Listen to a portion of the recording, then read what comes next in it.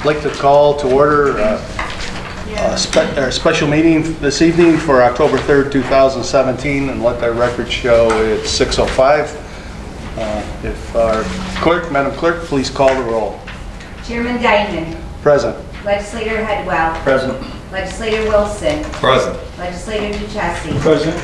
Legislator Peck. Present. Legislator Isabel. Present. Legislator Patel. Present. Legislator Kelly. Present. Legislator Sweet. Present. If we could all rise and salute the flag. And Legislator Kelly, if you'd lead us, please. I pledge allegiance to the flag of the United States of America and to the republic for which it stands, one nation, under God, indivisible, with liberty and justice for all. Thank you.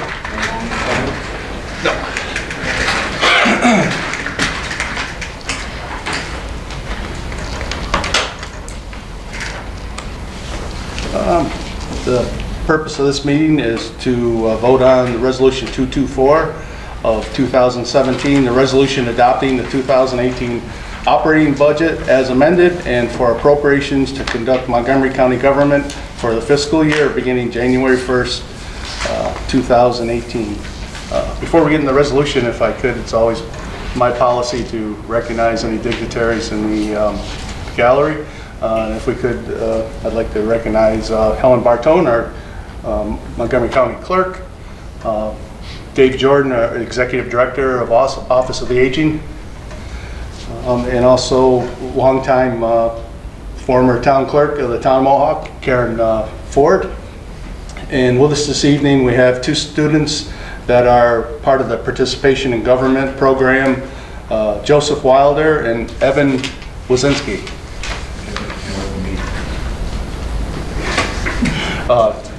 Would you, either you gentlemen, have any questions you want to ask about the government procedure? Just here to observe?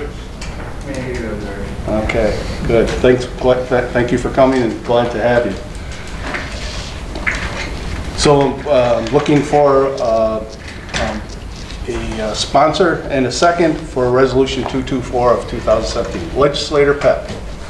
Legislator Hedwell. Discussion. Mr. Chairman? Legislator Duchessis.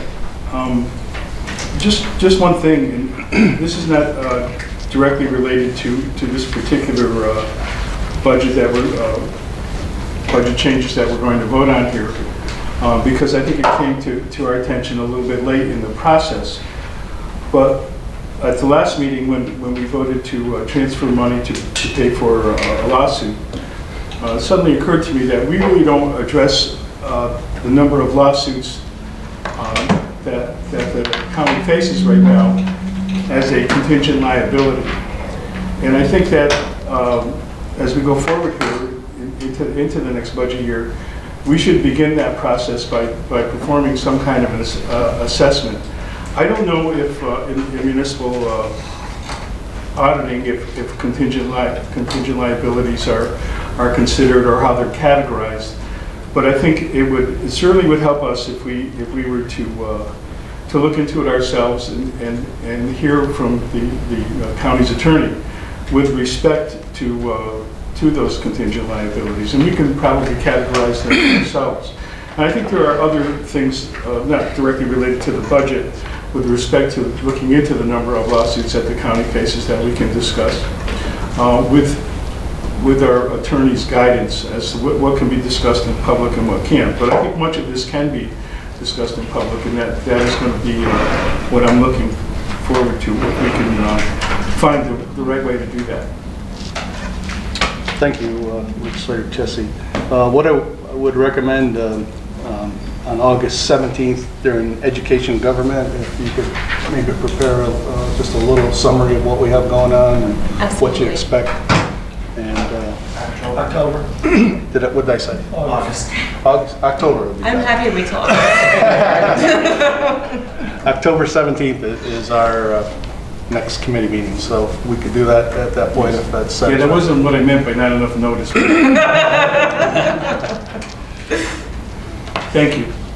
Any further discussion or new discussion on the budget as amended? Legislator Sweet. In regards to the $475,000 increase in revenue and sales tax, Sean, do you know what the year-to-date is? How we're running right now? Right now, we're roughly 800,000 over, at this time, over the same period. Okay, so you're thinking it shouldn't be an issue to hit 28,475? No, we're going to exceed that this year. Okay. And I have one other thing. At our last budget meeting, we found that there was almost $1 million of revenue that we didn't realize in 2016 in the social services budget. Did you have a chance to look into that at all? I did a little bit, and some of it, I guess, discussed last time, some of it has to do with the deferrals at the end of 16 that did not get received in time, so back out of 16 and would be recognized in the subsequent year when received. So we'll probably see. Right now, we'll have a discussion next week with the dashboard. They're slowly catching up as far as they just submitted this week their September entries, so now they're only about a month behind me. I can have more detailed information for you when we discuss the dashboard. Thank you, Chair. You're welcome, Legislator Sweet. Anyone else? So before we vote, again, I'd like to piggyback on what Legislator Headwell said last week, and thank Chairman Pep for his guidance through this. He really broke down the budget, he dissected it, he put it in a format that was easy to understand and easy to go through, and presented his analysis. So I'd like to thank Chairman Pep for his hard work. I also like to thank Sean Barrowman, our budget officer, and the executive for putting together such a great budget for this year. So saying that, we'll look for a vote. Should we do a roll call vote on the budget? So we'll do the roll call vote. Legislator Peck. Aye. Legislator Isabel. Aye. Legislator Patel. Aye. Legislator Kelly. Aye. Legislator Sweet. Aye. Chairman Diamond. Aye. Legislator Headwell. Aye. Legislator Wilson. Aye. Legislator Duchessis. Aye. Yes. Okay, so thank you all for that. Before we adjourn, just so I can just highlight the rest of the process. So the executive has until Monday, October 23rd to present vetoes to any and all of the amendments that the legislator made. If we don't receive anything from the executive by the 23rd, the budget will pass as proposed this evening. If we do receive a veto or vetoes from the executive, they will be addressed at the following day at our regular monthly meeting, which is, excuse me, Tuesday, October 24th. So if we get anything in interim, we'll make sure the legislators are prepared prior to the full board meeting. With that said, if someone else has anything else, Just briefly, I do have the numbers on where we stand on all the lawsuits. If anyone wants to talk to me after the meeting, I'm happy to go through them right now.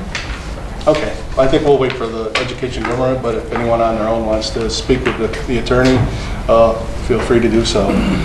With that said, I'd like to thank the county attorney for being here, and also our clerk of the legislature for helping out at the meeting. We're adjourned at 6:15.